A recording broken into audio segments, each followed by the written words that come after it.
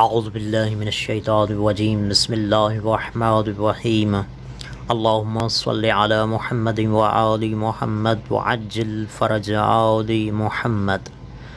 اب ہم عراق کے شہر ذوالکفل میں موجود ہیں اور یہ سامنے مسجد نخیلہ ہے اور اسی مسجد کے اندر نبی اللہ ذوالکفل کی مزار بھی ہے، اور اسی وجہ سے اس شہر کو ذوالکفل بھی کہا جاتا ہے، نبی کے ساتھ مناسبت دیتے ہوئے۔ اب ہم مسجد کے اندر چلتے ہیں اور مرکز کی بھی زیارت کرتے ہیں اور مسجد کی بھی، اور یہ سامنے اذن دخول لکھا ہے، اس کو پڑھتے ہیں اور اندر داخل ہوتے ہیں۔ مسجد میں داخل ہونے کے لیے اذن دخول: بسم اللہ الرحمن الرحیم، بسم اللہ وباللہ ومن اللہ وإلی اللہ وخیر السماء کلھا للہ توکلت علی اللہ ولا حول ولا قوة الا باللہ اللہم صلی علی محمد وآل محمد وافتح ابواب رحمتک وتوبتک واغلق عنی ابواب معصیتک واجعلنی من زوارک وامور مساجدک وممن یناجی فی اللیل والنہار ومن الذین هم فی صلواتهم خاشعون وادحر عنی الشیطان الرجیم وجنود ابلیس اجمعین۔ اللہم انی اقدم الیک محمدا صلی اللہ علیہ وآلہ بین یدی حاجاتی واتوجہ بہ الیک فاجعلنی بہ وجیا عندک فی الدنیا والآخرہ ومن المقربین واجعل صلاتی بہ مقبولا وذنبی بہ مغفورا ودعائی بہ مستجابا انک انت الغفور الرحیم۔ اللہم صلی علی محمد وآل محمد وعجل فرج آل محمد۔ اور نبی اللہ ذوالکفل علیہ السلام کو ذوالکفل کیوں کہا جاتا تھا، اس میں بہت سی روایات ہیں، ان میں سے چند ایک ہم آپ کی گوش گزار کرتے ہیں۔ پہلے یہ کہ شام کا بادشاہ تھا، تو ایک روایت میں ہے کہ آپ اس کے وزیر تھے، تو اس شام کے بادشاہ نے روم پر چڑھائی کی اور وہاں سب کو قتل کرا دیا، اور وہاں سے تقریباً 100 علماء کو پکڑ کر لایا گیا شام میں۔ تو جب اس نے حکم دیا کہ ان کو بھی قتل کر دو، تو نبی اللہ ذوالکفل علیہ السلام نے کہا کہ ابھی ان کی باری نہیں آئی، ان کو رہنے دو، ابھی ان کو مت قتل کرو۔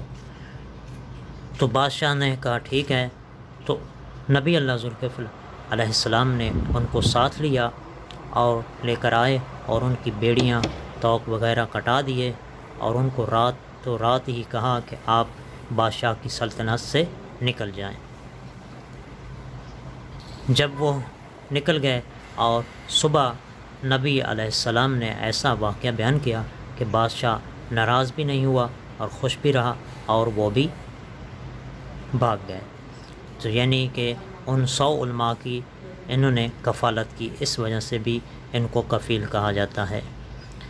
اسی طرح ایک اور بھی واقعہ ہے، اس سے پہلے کہ یہ جو سامنے زیارت ہے، یہ وہ مقام ہے جہاں مولا امام علی علیہ السلام نے جنگ صفین سے واپسی پر نماز پڑھائی تھی۔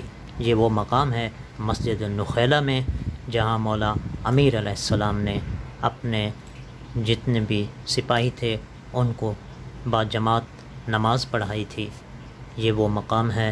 اللہم صلی علی محمد وآل محمد وعجل فرج آل محمد۔ مقام کی زیارت کریں، اپنے لیے دعا کریں، اپنوں کے لیے دعا کریں، اور ہمارے لیے بھی دعا کریں۔ مولا تمام کو اپنی حفظ و امان میں رکھے، اور ویڈیو کو آگے بھی شیئر کیا کریں تاکہ دوسرے مومنین بھی زیارت کر سکیں۔ اور دوسری روایت یہ ہے کہ ایک دفعہ اللہ رب العزت نے اپنے نبی ذوالکفل علیہ السلام کو کہا کہ ایک بادشاہ ہے، اس کی طرف جاؤ اور اسے توحید کی دعوت دو۔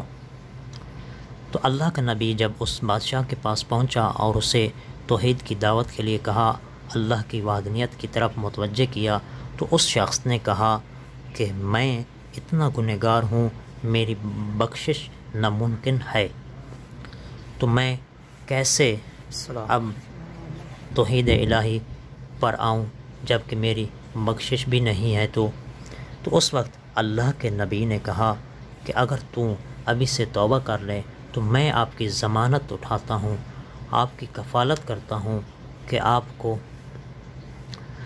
آپ کی بخشش ہو جائے گی۔ تو اس وقت اللہ کے نبی نے ایک اس کو خط لکھ کے دیا اور اس کو کہا کہ آپ ابھی سے توبہ کر لیں تو آپ کی ضمانت میں لیتا ہوں۔ تو اس بادشاہ نے ایسا ہی کیا، اس نے توحید کو قبول کیا اور بادشاہ سے اتر کر دور کہیں جا کے اللہ کی عبادت کرنے لگا اور وصیت کی جب میں مر جاؤں تو یہ خط میرے کفن میں رکھ دینا۔ ایسا ہی ہوا، وہ عبادت کرتا رہا اور دن گزرتے رہے۔ ایک دن ایسا ہوا کہ وہ بادشاہ مر گیا، تو اس کے مرنے کے فوراً بعد انہوں نے اس کے ساتھ اس کے کفن میں وہی لیٹر وہی خط جو کہ حضرت نبی اللہ ذوالکفل علیہ السلام نے دیا تھا، اسی کو انہوں نے اس کے کفن میں رکھ دیا۔ تو اس طرح بھی یہ دوسری روایت تھی کہ اس وجہ سے بھی، کیونکہ اس بادشاہ کی کفالت کی تھی نبی اللہ نے، اس وجہ سے بھی آپ کو کفیل کہا جاتا ہے ذوالکفل علیہ السلام۔ تو یہ دوسری روایت تھی۔ تو اسی طرح ایک تیسری روایت بھی ہے کہ 3 بھائی تھے، ان میں سے 2 نیک تھے اور ایک جو تھا وہ بھی ان کے ساتھ رہتا تھا، لیکن اس کے پاس پیسہ اور دولت آئی اور وہ غلط کاموں پر چلا گیا، غلط راستے پر چلا گیا۔ تو جب وہ غلط راستے پر گیا تو ایک بھائی نے اس کو سمجھایا، پڑھایا کہ آپ اس سے چھوڑ دیں اور سیدھے راستے پر آ جائیں۔ تو اس کو جب بھائی نے سمجھایا، پڑھایا، تو اس وقت اس نے کہا اب تو میں اتنا آگے نکل چکا ہوں کہ میری بخشش ناممکن ہے۔ تو اس وقت وہ بھائی نبی اللہ ذوالکفل علیہ السلام کے پاس آیا اور اس نے اپنے بھائی کا معاذرہ بیان کیا۔ تو اس وقت اللہ کے نبی نے کہا کہ میں اس کا کفیل بنتا ہوں، وہ غلط کام چھوڑ کر اچھے کام پر آ جائے۔ تو اس وجہ سے بھی اس کی بھی کفالت کی۔ اللہم صلی علی محمد و آل محمد۔ اب ہم چلتے ہیں جو کہ نبی اللہ ذوالکفل علیہ السلام کے اصحاب تھے، ان کی قبروں کی طرف۔ یہ جو تیر کا نشان ہے ان کی قبروں کی طرف جا رہا ہے، اس سائڈ پر چلتے ہیں، اس طرف چلتے ہیں۔ اور اسی طرف جناب ایک تو نبی اللہ ذوالکفل علیہ السلام کے صحابہ کی مزاریں ہیں اور دوسرا ساتھ ہی مقام خضر علیہ السلام ہے۔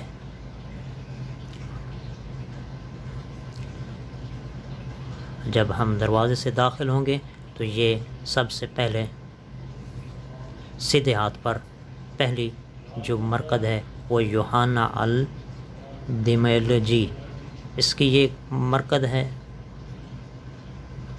دوسرا یوشا کی قبر ہے، اور یہ جو ہے تیسرا یوسف رابان کی قبر ہے، اور یہ باروخ اس کی قبر ہے۔ آگے ہے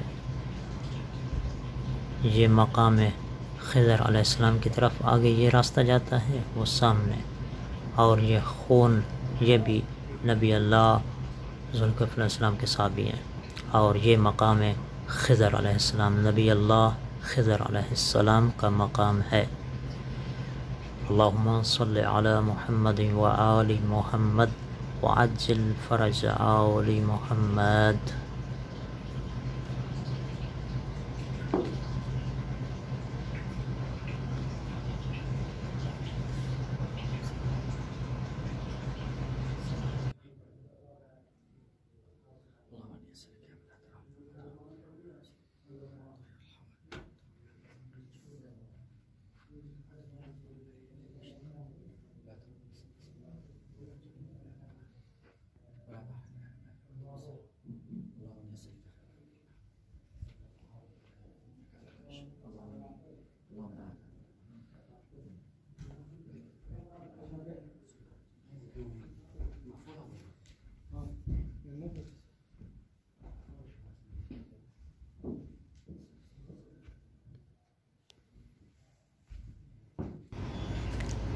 یہ وہ پرانی بنا ہے، پرانی جو بلڈنگ تھی اس کی بنیاد اس کو نکالا گیا ہے، یہ وہ ہے